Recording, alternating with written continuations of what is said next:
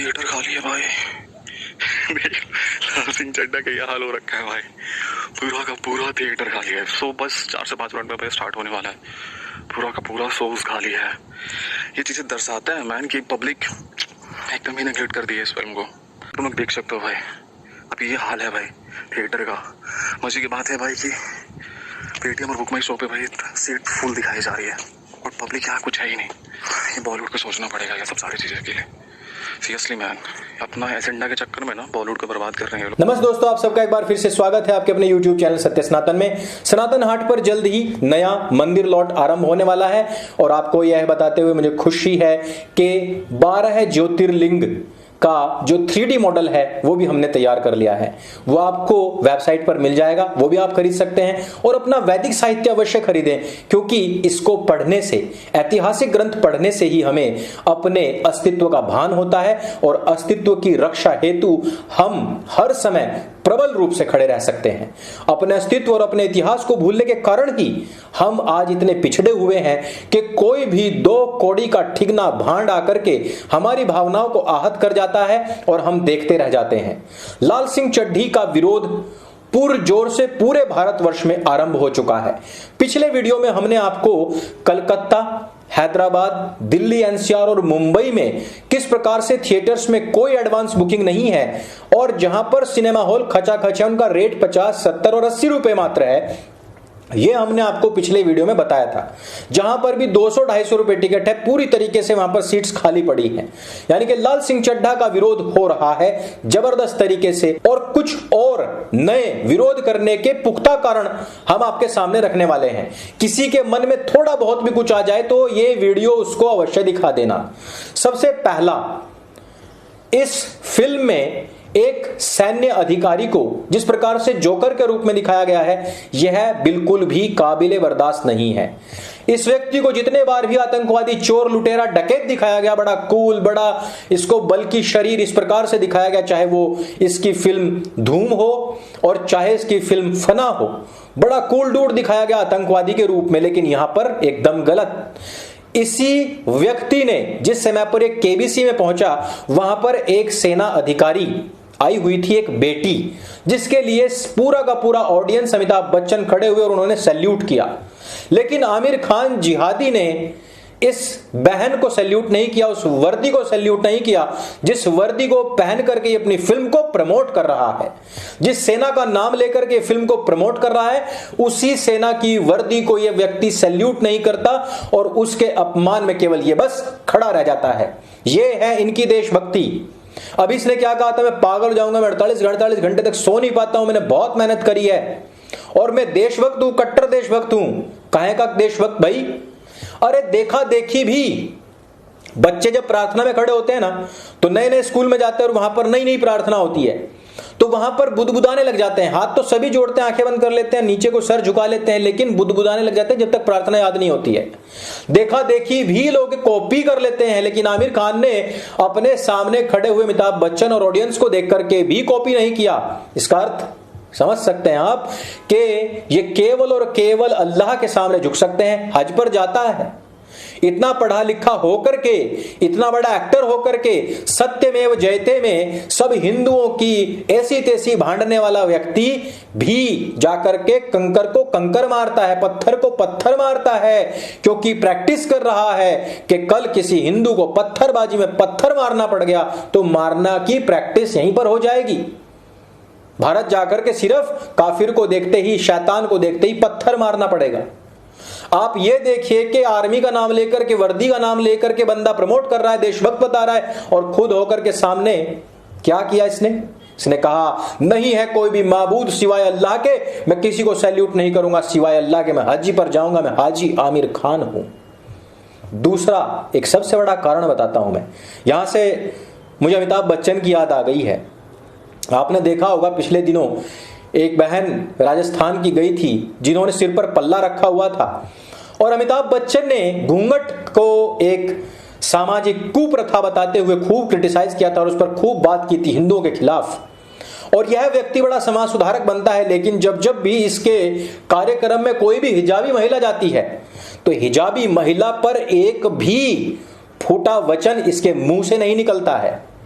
कितनी हिजाबें आई हैं आपने भी गौर किया होगा, लेकिन एक जालीदार हल्का सा ट्रांसपेरेंट सा नेट वाला जिसको बोलते हैं, ऐसा सिर पर पल्लू रखने मात्र से इसने राजस्थान को, हिंदुओं को, हिंदू में कुप्रथाएं, इन सबको खूब क्रिटिसाइज किया था। क्योंकि हिंदुओं पर बोलना आसान है। आपने देखा होगा पीके मूवी में आमिर खान पीके मंदिर में भी पहुंच जाता है, चर्च में भी पहुंच जाता है, लेकिन मस्जिद के बाहर से ही उसको उल्टे पैरों भगा दिया जाता है। क्या इस बात की सच्चाई को कोई नहीं जानता? आमिर खान जहां पर भगवानों के पोस्टर लगा करके कह रहा था कि लापता, यदि वहां पर वो कैप्टन मोमो साहब का फोटो लगा करके लिख देता कि लापता, तो मैं इस बात की 101% गारंटी लेकर के कहता हूं कि आमिर खान खुद लापता हो जाता और आमिर खान के पोस्टर हम लोगों को दीवारों पर चिपकाने पड़ते कि आमिर खान लापता है। इस बात की सच्चाई है। लेकिन आपने देखा किस प्रकार से आमिर खान हिंदुओं का मखौल उड़ा लेता है। कोई भी आरा गहरा आकर के करवा चौथ के ऊपर बोल जाता है, लेकिन मुसलमानों की कुप्रथाओं पर कोई बोलने के लिए तैयार नहीं। आप क्या पैसा अपनी गाढ़ी कमाई का करीना कपूर खान तैमूर की अम्मी को देना चाहते हैं? वो जो जनसंख्या विस्फोट में अपना भरपूर सहयोग दे रही, देखिए आजकल की कूल डूडनियों को देखिए, हिंदनियों को देखिए, एक बच्चा पैदा करने के बाद कहेंगी हाय हमारी सुंदरता, हमारी खूबसूरती, हमारा फिगर, ये सब खराब हो जाएगा। करीना कपूर के बारे में सुनने में आया कि तीसरी बार प्रेग्नेंट है। सैफ अली खान पूरा काम उठा रहा है भाई, जो उसका दीन, उसका इस्लाम, उसका प्रॉफिट उसको बताता है कि कोई प्रोटेक्शन नहीं, सीधे बच्चा लो, और बच्चा जो है अल्लाह की देन है, हम तो कुछ कर ही नहीं रहे हैं, वही आकर के सब कुछ कर रहा है और उसी से बच्चा पैदा हो रहा है। क्या आप चाहते हैं कि हिंदुस्तान को अपने तलवार के जोर पर कन्वर्ट करने वाले, अपने घोड़े के टापों के नीचे रौंदने वाले तैमूर लंगड़े के नाम पर अहंकार पूर्वक नामकरण करने वाली तैमूर लंगड़े की अम्मी और उसके अब्बा को सपोर्ट करने के लिए इस फिल्म को देखेंगे? आपको सोचना पड़ेगा, आपको इरादा बनाना पड़ेगा, आपको विचार करना पड़ेगा कि आप इस फिल्म को क्यों देखना चाहते हैं। और अगर नहीं देखना चाहते हैं, उस पैसे को बचाना चाहते हैं, तो मैं 1000 तरीके बता दूंगा उन पैसों को खर्च करने के लिए। पीके ने खुद कहा है कि गरीबों को आप दूध पिलाइए। वैसे मैंने सुना है कि भाई 580 रुपए में 290 बच्चों को दूध भी पिलाया जा सकता है, पर हिसाब तो गलत है, क्योंकि ऐसे 2 रुपए का हिसाब आता है, 20 रुपए का नहीं।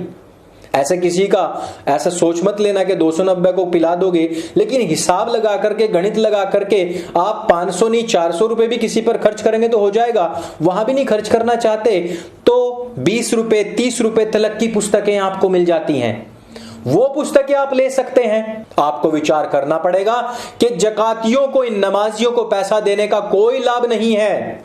वैसे अभी एक खबर आई है कि एक बहन ने एक धोखेबाज मोमीन को, जो कि उस बहन का 4 साल से शोषण कर रहा था और उससे विवाह करने के लिए तैयार नहीं था, और अंत में उसको ठिकाने लगाने के लिए घर पर उस तरह और सूटकेस लेकर के आया। बहन को भान हो गया और उसने रिवर्स सूटकेस केस कर दिया है।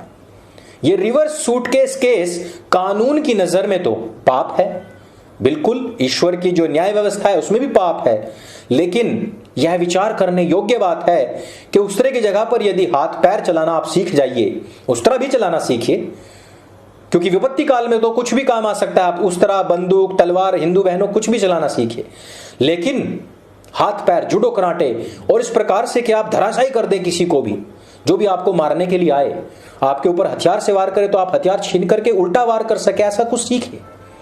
तो उस बहन ने रिवर्स सूट केस कर दिया है।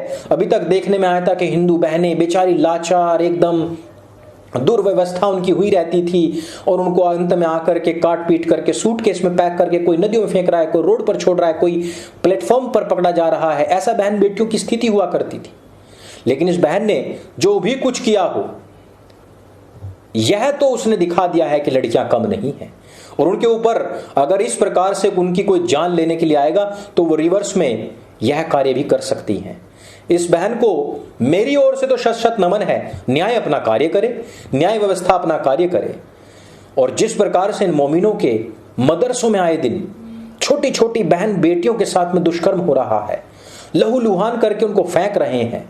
आमिर खान को अगला सत्यमेव जयते, लापता कैप्टन मोमो साहब, हिजाब, और ये मदरसों में जो काम चल रहे हैं और ये जो गुल्ली बनाने का काम जो चल रहा है, लड़कों को जो गिलमा बनाने का काम चल रहा है, जो गुच्चक खोदने का काम चल रहा है, उसमें कंचे खेलने का जो काम चल रहा है, लड़कों के साथ में मदरसों के अंदर छोटी छोटी बहन बेटियों के साथ में जो खून खराबा चल रहा है, ये सब के ऊपर भी इस व्यक्ति को एक सत्यमेव जयते या इसकी भाषा में जो भी कुछ कहे वो जरूर करना चाहिए।